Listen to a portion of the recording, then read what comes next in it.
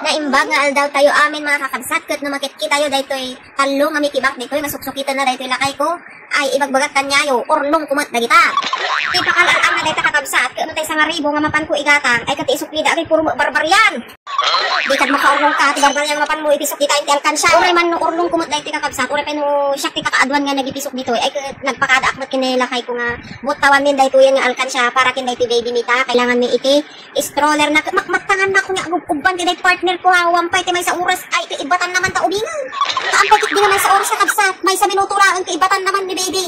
Iso nga na pagdesisyonan mi kakabsat nga ikatunan or bitakon daytoy nga mi kibangta nun makagatang kaming ti stroller nan daytoy baby ni ngem ni delikado kakabsat ko ni amo na ti tekniki pa nagala iti kwarta dito ayan ti mi kibangta iso nga kun ko nga ikanen. Amo na kay ti pang nang chani-chani na daytoy nga barbarya. Iti karga na gayam kakabsat daytoy nga may sa nga mi kibangta umabot gayam iti 2K plus no tagde 20 kin tagde laeng. Iso katay di mo na nga binitak mi ket adamot piman iti 2,400 plus na.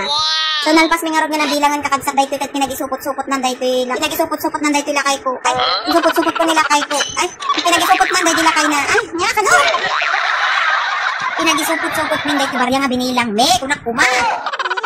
Dali-dali nga kaming pumunta dito sa may bilihan ng mga items galing sa Japan. Oh, Japan. Dito sa pinuntahan namin mga kakabsat ay mga second hand lang po. Pero kung ikukumpara mo sa mga brand new kakabsat, mas matibay po yung mga items nilang nabibili dito dahil ito ay galing mismo sa Japan. Nasaksihan ko po talaga na matibay po itong mga items nila dahil meron na po akong nakitang stroller sa ibang mga merchandise or ibang nagtitinda na talagang mas malayo o mas maganda po ito kaysa sa mga nabibili lang po dyan. Dahil ito kapag bumili ka po rito, mas magagamit mo siya ng ilang taon. Hindi tulad ng iba, isang taon mo lang magagamit sira na. Pero ito pang matagalan, mura pa. Kaya kung bibili ka rin lang kakabsat, doon ka na sa mas matibay. Kahit mas mahal, sabihin mo ganun, pero mas matibay kaysa naman sa mas mura pero short term lang. Oh, ay, inabot ka niya yung kakabsat. Haang nga nalaka. Itinangina ko nakmanin. Dapo ta nakigdot nagkakabsat, depresyo na tanangina gayam talaga agpaiso. Kat imbagat hindi agtinda nga sugyanan min to. Napan kami pay gamin kakabsat gumatang iti baboy nga parchen min to no makatawanan ni Baby Delisha. Ha nga baboy kakabsat nga karne nga di baboy nga maparaparte no di baboy nga pagtubungan manan iti coins ni Delisha ta isunto ti mapan mi butyakan no agmay sa taweng. Nakagatang kami nga rodon kakabsat daytoy kung kunak nga piggyback nagdakkel kakabsat dadakkel pay no tay ulo.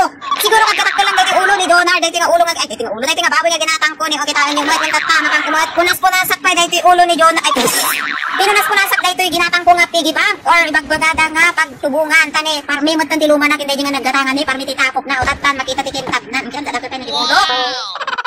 Nalpas ko nga ron nga dinalasan kakabsat ket napang ko inala daytoy pentel pen nga bagbagada ta kaya ko nga suratan daytoy iti ubo natin daytoy nga date o daytoy nga aldaw ket July 23, 2025 o saktong to siguro into no 2026. Kaya ko lang kakabsat nga kanti kastoy nga date na tapnon amok to no kaano nga nasimulan nga nahulhulugan daytoy nga baboy.